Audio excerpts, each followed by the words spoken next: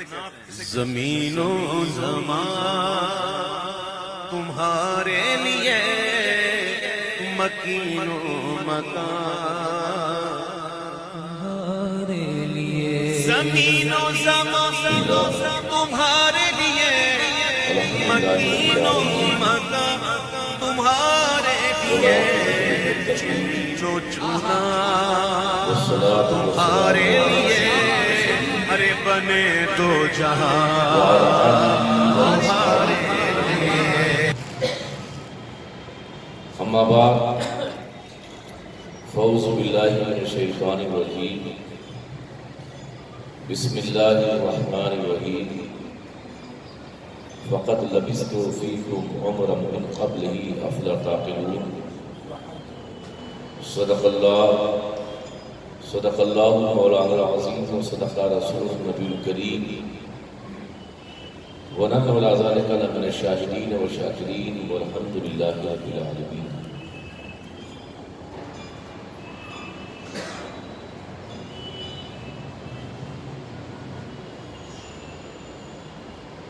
مسجد میں اتنا وقت نہیں ہوتا کہ زیادہ دیر گفتگو کی جائے اور نہ ہی انداز بیان اس جیسا ہوتا ہے جو عام طور سے اسٹیج اور تقریری محفلوں میں ہوتا ہے. کوشش یہ ہوتی ہے کہ مسجد میں وہ بیان کیا جائے جس سے لوگوں کی اصلاح ہو اور وہ صحیح طریقے سے اس طریقے پر عمل کرتے ہوئے اپنی زندگی کو دین اسلام کے مطابق گزار سکتے. آئیے کچھ کہنے اور سننے سے پہلے آقا کریم پیارے مصطفیٰ سرور کون و مکان صلی اللہ علیہ وسلم کی بارگاہ میں حدیث درود و سلام پیش کرنے اور پڑھیں. اللہم صلی اللہ علیہ وسلم وعلی سیدنا محمد وآلہ وسلم صلاۃ و سلام علیک یا رسول اللہ یا حبیب اللہ صلی اللہ علیہ وسلم.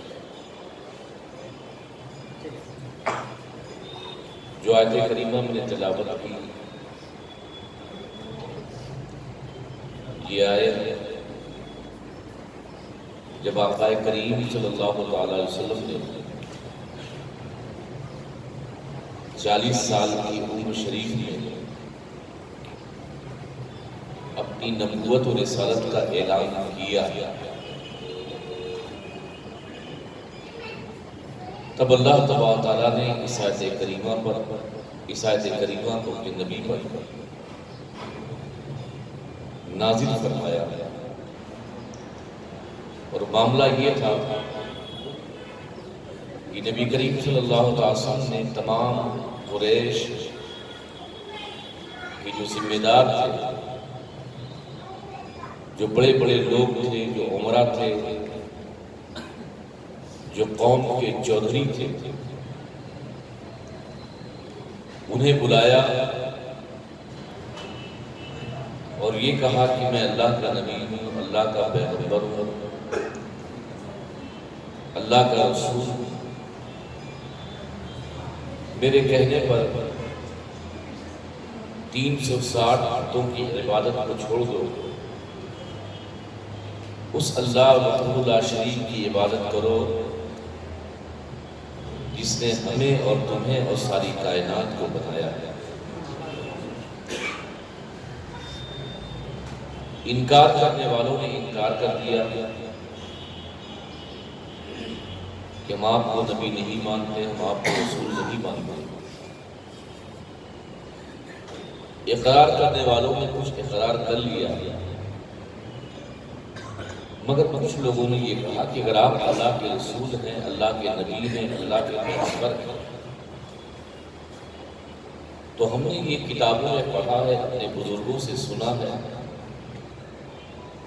کہ جو اللہ کا نبی ہوتا ہے، اللہ کا پیغمبر ہوتا ہے، اس کے پاس کوئی نہ کوئی معجزہ ہوتا ہے. تو اگر آپ کا یہ دعویٰ سچا ہے، اگر آپ سچے بھی اللہ کے رسول ہیں، اللہ کے پیغمبر ہیں، تو ابھی کوئی نہ کوئی معجزہ دکھائیے جس سے ہمیں یقین ہو جائے کہ آپ کا یہ دعویٰ سچا ہے، آپ اللہ کے نبی واقعتاً اللہ کے رسول ہیں۔ قوم اس نبی سے معجزہ آج طلب کر رہی ہے کہ جو ذات ایک یا دو یا تین معجزہ لے کر نہیں آئی، بلکہ اللہ نے اس ذات کو سراپا معجزہ بنایا ہے۔ آج اس نبی سے معجزہ طلب کیا جا رہا ہے کہ آدم سے لے کر عیسیٰ تک جتنے بھی نبی آئے اور ان کو معجزہ ملا، وہ معجزہ میرے آقا سرور کون و مکان صلی اللہ علیہ وسلم کے صدقے میں عطا ہوا۔ اس نبی سے کہا جا رہا ہے کہ آپ معجزہ دکھائیے کہ جس کے بچپنے کا عالم یہ ہو کہ جھولے میں کھیل رہا ہو اور انگلیاں جس طرف آپ کی گھوم رہی رہی، انگلیوں کے اشارے پہ چاند گردش کر رہا ہو، اس نبی سے آج انہی کی قوم معجزہ طلب کر رہی ہے۔ اور وہ نبی جس نے ابو جہل کے حق کنکریوں سے کلمہ پڑھایا، جس نے انگلی کے اشارے سے چاند ٹکڑے کیے، جس نے ڈوبا ہوا سورج پلٹا دیا، جس نے اپنی انگشت مبارک سے چشمے جاری کر دیے، جس نے بیماروں کو شفا دی، جس نے درختوں کو حکم دیا ہو تو جڑ سمیت بارگاہ مصطفیٰ میں وہ حاضر خدمت ہوئے، جو احد پہاڑ کے سامنے سے گزر جائے تو احد پہاڑ آپ پر صلاۃ و سلام پڑھتا ہوا نظر آئے۔ آج اسی نبی سے کہا جا رہا ہے کہ آپ اللہ کے نبی ہو، آپ اللہ کے رسول ہو، تو معجزہ دکھائیے۔ اب یہ دیکھیے کہ پہلی بار معجزہ طلب کیا جائے گا، اور انگلش میں ایک بات کہی جاتی ہے، first impression is last impression. کسی کے سامنے اگر اپنا امپریشن دکھانا ہو، پہلا امپریشن بہت مضبوط ہونا چاہیے۔ تو یہ اگر مضبوط امپریشن ہے تو یہ آخر تک وہ امپریشن آپ کا کام آنا۔ تو جب قوم نے معجزہ طلب کیا تو اس وقت ذہن یہ کہتا ہے کہ وہ بڑا معجزہ دکھانا چاہیے، یا درختوں کو حکم دیتے جڑ سمیت آ جاتا، دن تھا رات ہو جاتی، سورج نکلا تھا ڈبو دیتے، کنکریاں کہتے اٹھا تو کلمہ پڑھنے لگتی، انگلی کو اشارہ کرتے تو چشمے جاری ہو جاتے۔ مگر آقا کریم صلی اللہ علیہ وسلم نے ان تمام معجزات میں سے کسی بھی معجزے کو پیش نہیں کیا، نہ انگلی سے چشمے جاری کیے، نہ درختوں کو حکم دیا، نہ کنکریوں سے کلمہ پڑھوایا، نہ چاند کو اشارہ کیا، نہ سورج کو ڈبویا یا پلٹایا، نہ دن کو رات کیا، بلکہ آقا کریم صلی اللہ علیہ وسلم نے اپنی امت اور اپنی قوم سے کہا کہ میری قوم میری نبوت اور میری رسالت پر معجزہ طلب کرنے والوں، تو میرا سب سے بڑا معجزہ یہ ہے کہ جو 40 سالہ زندگی میں نے تمہارے درمیان گزاری، یہ 40 سالہ زندگی کیا کسی معجزے سے کم ہے؟ میری سر، میری شام، میرا کاروبار کرنا، میرا اٹھنا بیٹھنا جاگنا سونا سب کچھ تمہارے سامنے ہے، میری ایک ایک ادا تمہارے سامنے ہے، میری زندگی کی کھلی ہوئی کتاب تمہارے سامنے ہے، میری زندگی کا ایک ایک صفحہ تمہارے سامنے ہے، میری زندگی کی ایک ایک سطح تمہارے سامنے ہے، میری زندگی کے ایک ایک لفظ ایک ایک حرف ایک ایک نقطہ تمہارے سامنے ہے۔ کیا یہ میری 40 سالہ زندگی کسی معجزے سے کم ہے؟ اپنی 40 سالہ زندگی کو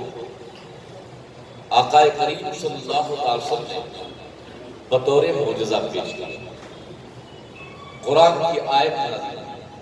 فقط لبثت فیکم عمرا من قبلہ افلا تعقلون،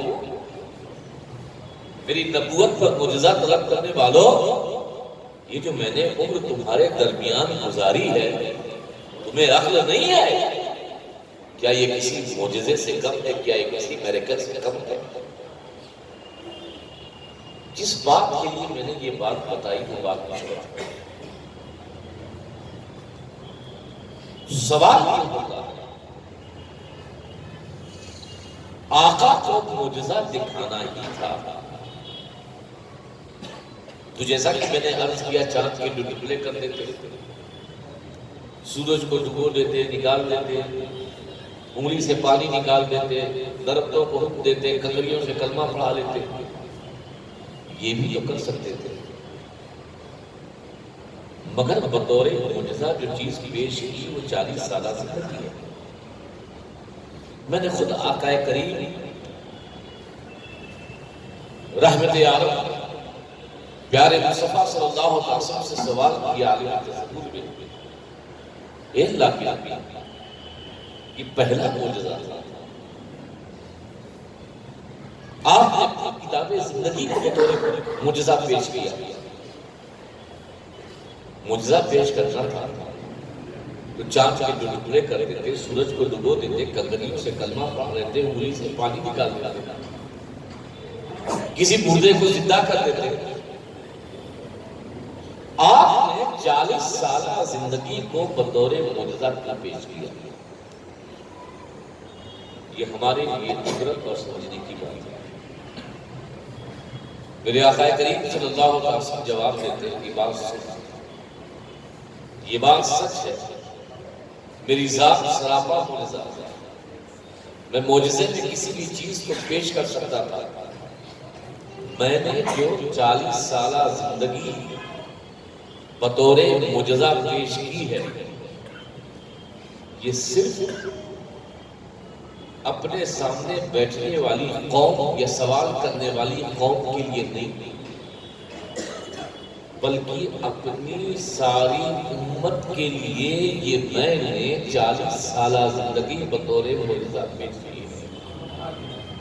کیونکہ ان کا سوال میری حقانیت کے لیے تھا، ان کا سوال میرے نبی کے دعوے کے سچ ہونے کے لیے تھا،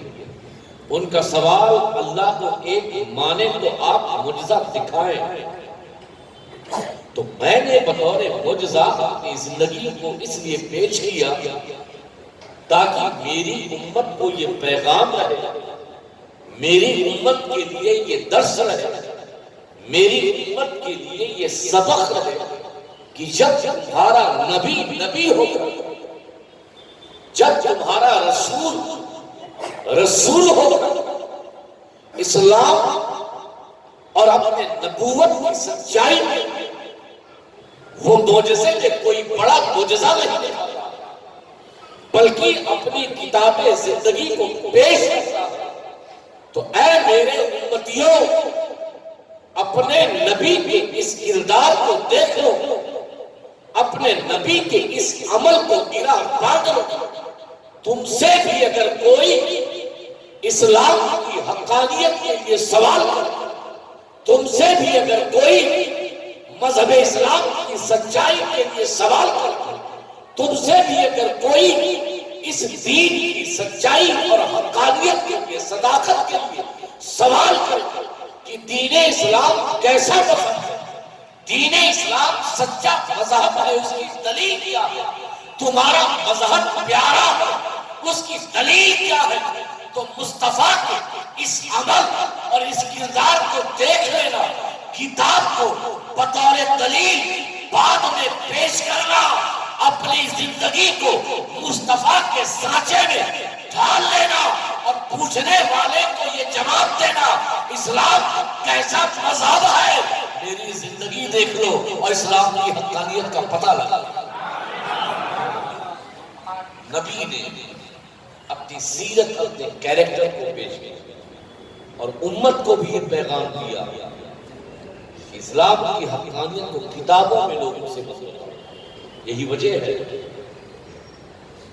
اسلام تیزی سے اس لیے نہیں پھیل رہا ہے کہ لوگ کتابوں میں اور کتابوں کے ذریعے اسلام کا غیر تو کتاب کو تو مانتا ہی نہیں، تو کتاب کا بطور دلیل کیا پائے گا؟ غیر تو شخصیت دیکھتا، غیر تو پرسنالٹی دیکھتا، غیر تو کردار دیکھتا، غیر تو ہمارا اور آپ کا چلن دیکھتا، اور ہمارے اور آپ کے چلن سے مذہب کا پتہ لگاتا ہے۔ تو اسلام کی حقانیت اگر لوگوں میں پیش کرنا ہے تو یہ مت کہو ان الدین عند اللہ الاسلام، بلکہ اپنا کردار مصطفیٰ کی سیرت میں ڈھال لو کہ لوگوں کو مجبور ہو کے بھی کہنا پڑے یہ کیسا مسلمان ہے۔ جب مسلمان اتنا شاندار ہے اس کا مذہب کتنا شاندار ہے۔ مثال غریب نواز ہندوستان آئے، عطائے رسول ہندوستان آئے، اور عطائے رسول ہندوستان آئے میں ان کا روٹ بتاتا ہوں۔ سب سے پہلے لاہور آئے، لاہور سے پانی پت آئے، پانی پت سے دلی گئے، دلی سے اجمیر۔ یہی غریب نواز کا سفر ہے کہ دوبارہ اجمیر سے واپس نہیں گئے۔ صرف ایک بار کا سفر اور ہے کہ اجمیر سے آپ دلی آئے، ورنہ غریب نواز اجمیر کو چھوڑ کے نہ آپ کے پونا میں آئے، نہ آپ کے مہاراشٹر میں آئے، نہ چھتیس گڑھ میں آئے، نہ مدھیہ پردیش میں آئے، نہ یو پی گئے، نہ تمل ناڈو گئے، نہ تلنگانہ گئے، نہ آندھرا پردیش گئے، نہ بہار گئے، نہ بنگال گئے، نہ میگھالیہ گئے، نہ آسام گئے، نہ جموں کشمیر گئے، مگر ہمارے علماء کہتے ہیں کہ 90 لاکھ غیر مسلم غریب نواز کے حال مسلمان ہوئے۔ غور کرنے کی بات، کہیں جاتے تو ہوتے نا، نہ پونا آئے، نہ ممبئی گئے، نہ گوا گئے، کہیں نہیں گئے، مگر علماء سبھی یہ کہتے ہیں کہ 90 لاکھ کم و بیش نان مسلم آپ کے حال کا مسلمان تھے۔ اچھا یہ بھی نہیں تھا کہ بندوق لائے، تلوار لائے، اسلحہ لائے، کہ اس زور میں لوگوں کو مسلمان کیا۔ تو غریب نواز کی اس ہسٹری میں نہ بندوق ہے، نہ تمنچا ہے، نہ میزائل ہے، نہ اسلحہ ہے، نہ بارود ہے، نہ گولہ ہے۔ اچھا یہ ہو سکتا ہے کہ غریب نواز نے اجمیر میں کوئی بہت بڑی کانفرنس کی ہو، دین اسلام کانفرنس کی ہو، حقانیت اسلام پر کوئی کانفرنس کی ہو، یا کوئی بہت بڑا مناظرہ کیا ہو، ڈیبیٹ کیا ہو، غیر مسلموں کو بلایا ہو اور اپنے مذہب کی حقانیت کو ثابت کیا ہو۔ تو غریب نواز کی پوری زندگی میں نہ کتابوں کا انبار ہے، نہ سنجر سے وہ کتاب لائے، نہ اصول فقہ کی کتاب لائے، نہ مناظرہ رشیدیہ لے کر آئے، نہ اصول حدیث کی کتاب لائے، نہ وہ منطق کی کتاب لائے، نہ وہ فلسفہ کی کتاب لائے، نہ وہ میراث کی کتاب لائے، بلکہ کہتے یہ ہے کہ چند افراد تھے، ہاتھوں میں مسلح تھا اور تسبیح تھی۔ تو جب یہ ہاتھوں میں مسلح، تسبیح، نہ کتابوں کا انبار، نہ اسلحہ، نہ بارود، نہ ہندوستان کے کسی غیر علاقے میں گئے اجمیر کے علاوہ، تو آخرکار غریب نواز کے ہاتھوں 90 لاکھ غیر مسلم مسلمان کیسے ہوئے؟ تو میں نے کہا یہ سوال کسی مولانا سے پوچھنے کے بجائے خود غریب نواز سے پوچھ لیتے غریب نواز عطائے رسول معین الدین حسن سنجری ہندوستان کے راجہ آپ ہی بتا دیجئے کہ آپ نے 90 لاکھ غیر مسلموں کو مسلمان کیسے کیا؟ ہندوستان کے کسی شہر میں نہ گئے، ہندوستان کے کسی صوبے میں نہ گئے، نہ گولہ لائے، نہ بارود لائے، نہ ہتھیار لائے، نہ کتابوں کا انبار لائے۔ تو غریب نواز کی روحانیت جواب دیتی ہے کہ بات سچ ہے، نہ میں کتابوں کا انبار لایا، نہ گولہ لایا، نہ بارود لایا، نہ میزائل لایا، نہ ہتھیار لایا، نہ ہی ہندوستان کے کسی شہر میں نے گھوم گھوم کر تبلیغ کی ہے، بلکہ اگر لایا تو گنبد خضرا کے مکی کا کردار لے کر آیا، سیرت مصطفیٰ لے کر آیا، آقا کریم صلی اللہ علیہ وسلم کی مدینے سے سیرت لگا، وہ سیرت کی خوشبو کو ہندوستان کے کونے کونے میں پھیلایا۔ اس خوشبو کا اثر تھا کہ 90 لاکھ غیر مسلم مسلمان ہو جاتے ہیں۔ تو اسلام جو پہچانا جاتا ہے وہ سیرت سے کردار جاتا ہے۔ ہم کتابوں سے اگر اسلام کی بات کریں گے تو اپنا تو مطمئن ہو جائے گا، مگر غیر کتابوں سے مطمئن نہیں ہوگا۔ غیر جو مطمئن ہوگا وہ آپ کا کردار سے مطمئن ہوگا۔ اور ہمارا کردار کیا ہے؟ اور پہلے ہمارا کردار کیا تھا، اب کا ہمارا کردار کیا ہے؟ اب ہمارا کردار یہ ہے کہ اگر کوئی ہندو کالونی ہو، نان مسلم کالونی، اور وہاں پر کوئی ایک فلیٹ لینا چاہے، اپنا مکان بنانا چاہے، تو وہ ہندو آبادی کے لوگ ہاتھ جوڑیں گے کہ بھیا ہمارے علاقے میں مسلمانوں کی ضرورت نہیں ہے، آپ اپنے علاقے میں نہیں، وہ ہم سے پناہ مانگتے۔ اور پہلے زمانے میں یہ عالم تھا اگر کوئی ہندو بستی تھی اور وہاں پر کوئی مسلمان نہیں ہوتا تو مسلمان علاقوں میں جاتے تھے، کہتے تھے بھائی اپنے 2-4 بھائیوں کو ہمارے علاقے میں دے دو تاکہ ان کی وجہ سے ہمیں ہمارے بچوں کو سچ بولنے اور وعدہ پورا کرنے کا طریقہ آئے۔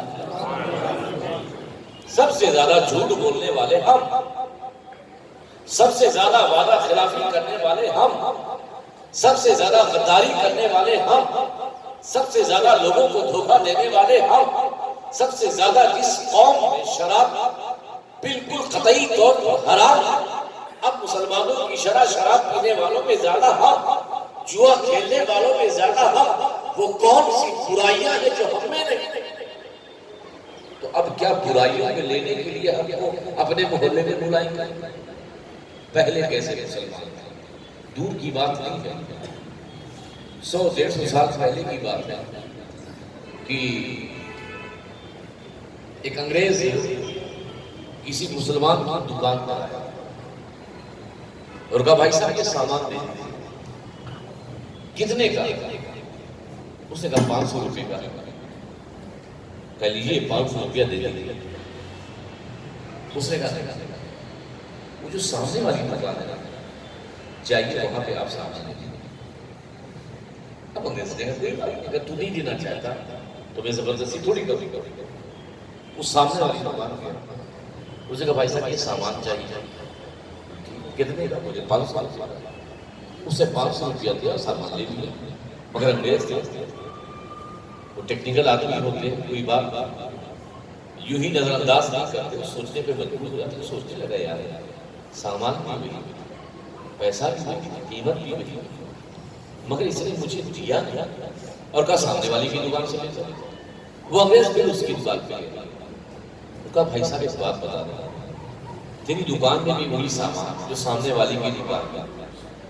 قیمت بھی وہی، زیادہ کم نہیں، مگر جب میں نے تیری دکان میں یہ سامان لینا چاہا تو تو نے سامان دینے سے انکار کیا اور سامنے والے کی دکان پہ کہا جا کے لے لو، بات کیا؟ تو مسلمانوں وہ مسلمان دکاندار کہتا ہے کہ بھائی ایسا ہے کہ دن بھر میری دکان میں جتنی چیزیں مجھے بیچنی تھی اور جتنی روزی مجھے ملنی تھی اللہ تعالیٰ نے مجھے وہ روزی دے دی، مگر میں نے دیکھا کہ دن بھر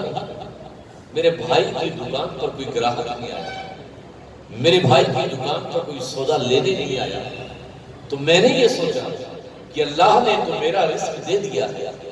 میرا بھائی رزق سے محروم ہے، تو میرا بھائی رزق سے محروم کیسے رہے؟ اس لیے میں نے اپنی دکان سے سودا نہیں دیا، بلکہ کہا میرے بھائی کی دکان سے جا کر سودا لے لو۔ یہ ہے مسلمان، یہ حیثیت مصطفیٰ کے کردار میں ڈھلا ہوا مسلمان کہ جو اپنے ساتھ ساتھ اپنے بھائیوں کی فکر کرتا ہے، جو اپنے ساتھ ساتھ اپنے دوستوں کی فکر کرتا ہے، جو اپنے ساتھ ساتھ اپنے پڑوسیوں کی فکر کرتا ہے، جو اپنے ساتھ ساتھ اپنے آس پڑوس میں دکان ہے تو اس دکانداروں کا خیال کرتا ہے۔ ہمارے وہاں تو یہ ہے کہ اگر ایک دکان ہماری کھل جائے اور سامنے کسی نے دکان اسی چیز کی کھول دی تو کوئی نیبو لے آتا ہے، کوئی مرچی لے آتا ہے، تو معلوم ہوتا کہ بابا جی کے پاس دوسرے پہنچ گئے کہ بابا جی میں نے آج دکان کھولی تو یہاں نیبو ملا، یہاں مرچی ملی۔ ہمارا سارا زور کہ اس کی دکان کا یہ مسلمان، اس لیے لوگ غیر ہمارے کردار سے متاثر اور اسی کردار سے متاثر نہ ہو کر کے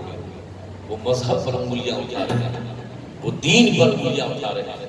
وہ شریعت پر انگلیاں اٹھا رہے ہیں، وہ بانی اسلام پر انگلیاں اٹھا رہے ہیں۔ یہ انگلیاں اسلام کی بنیاد پر نہیں ہے، یہ انگلیاں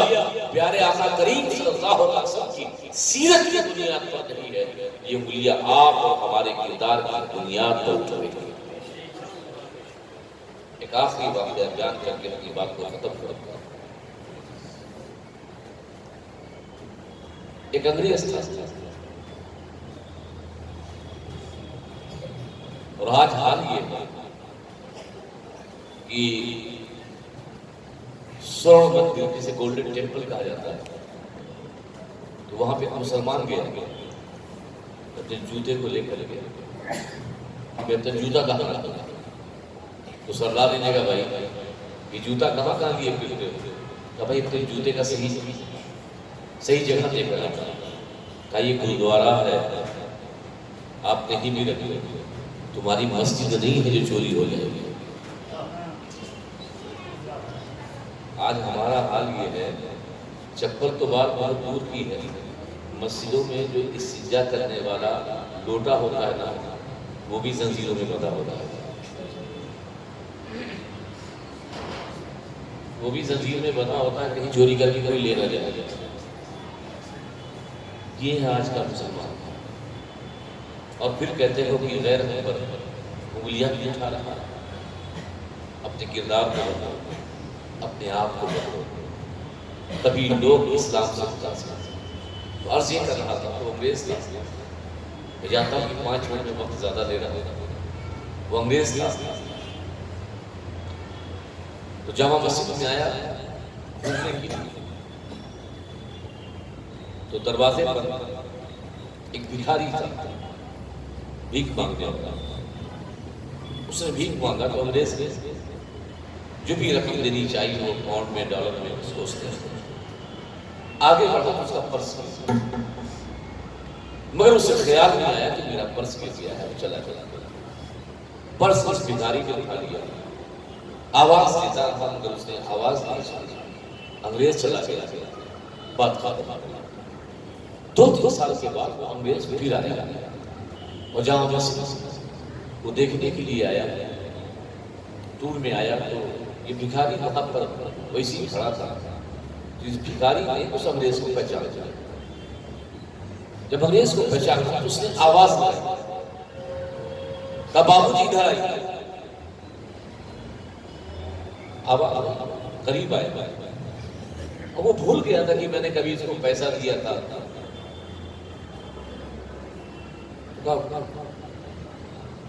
What is the problem? کیا problem ہے؟ Why you are calling me? آپ مجھے بلا کیوں رہے ہیں؟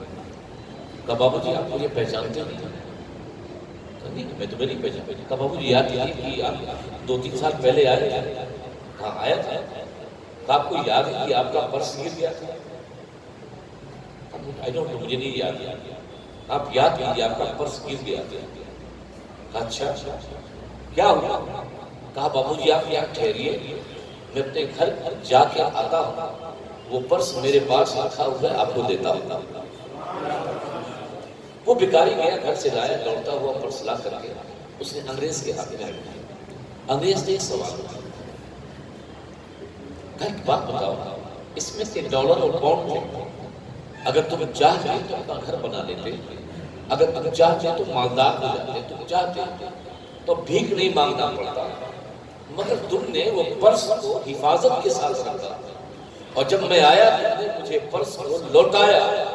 اس پرس سے تم نے نہ ایک پاؤنڈ ایک ڈالر خرچ کیا۔ اس کا ریزن کیا ہے، اس کا سبب کیا ہے، اس کی وجہ کیا ہے؟ اس بھکاری نے جو جواب دیا،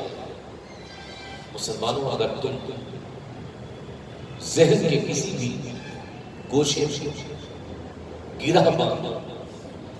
تو میں سمجھتا ہوں کہ اپنی پوری زندگی کسی کو دھوکہ نہیں دے۔ اس بھکاری نے جواب دیا کہ بابو جی یہ بات سچ ہے کہ اس پیسے سے میں بلڈنگ بنا لیتا ہوں، یہ بات سچ ہے میں بھیک نہیں مانگتا، میری زندگی عیش و عشرت سے گزرتی، لیکن بابو جی بات یہ ہے کہ میں نے حفاظت سے اس لیے رکھا کہ کل جب حشر قائم ہوگا تو میں اپنے نبی کے جھنڈے کے نیچے رہوں گا اور تم اپنے پیغمبر حضرت عیسیٰ کے جھنڈے کے نیچے رہو گے، اور تمہارا میرا میدان محشر میں آمنا سامنا ہوگا، تم مجھے پہچان لو اور تم اپنے پیغمبر حضرت عیسیٰ سے کیسا امتی، یہ کیسا نبی کا امتی کہ جس نے میرے پرس کو رکھ دیا، اپنی زندگی کے عیش و عشرت کو ترجیح دی اور میرے پرس کو لوٹایا نہیں، تو تمہاری ان باتوں کی بنیاد پر تمہارے پیغمبر حضرت عیسیٰ کے سامنے میرے آقا کہیں شرمندگی نہ اٹھانی پڑے، میرے آقا کو میرے اس عمل سے کہیں ندامت اور کہیں شرمندہ نہ ہونا پڑے، تو مجھے اپنے آقا کے اس عمل سے اس شرمندگی سے بہتر تھا کہ میں دنیا میں بھکاری بھری زندگی، غربت بھری زندگی گزار لوں، مگر میدان محشر میں اپنے عمل سے اپنے نبی کو شرمندہ نہ کروں۔ مسلمانوں اپنے ایک ایک عمل کو دیکھیں کہ ہمارا عمل اسلام کے مطابق، نبی کی سیرت کے مطابق ہے۔ جس نبی نے بطور معجزہ 40 سالہ زندگی کو اپنے نبوت کی تصدیق کے لیے پیش کیا، آج اسی نبی کی امت سیرت و کردار سے خالی ہے۔ آج اسی نبی کی امت سب سے زیادہ جھوٹ، سب سے زیادہ وعدہ خلافی، سب سے زیادہ برے کام ہے، یہ امت شامل ہے۔ دوستو، اسلام اگر لوگوں کے دلوں میں بسانا چاہتے ہو تو تمہیں اپنے آپ کو بدلنا ہوگا۔ جب تم بدل جاؤ گے تو یہ غیروں سے شکوہ ختم ہو جائے گا، غیر بھی تمہارے اس عمل سے اسلام اور پیغمبر اسلام کی تعریف کرتے کرتے وہ تھکیں گے۔ وما علینا الا البلاغ۔ السلام علیکم۔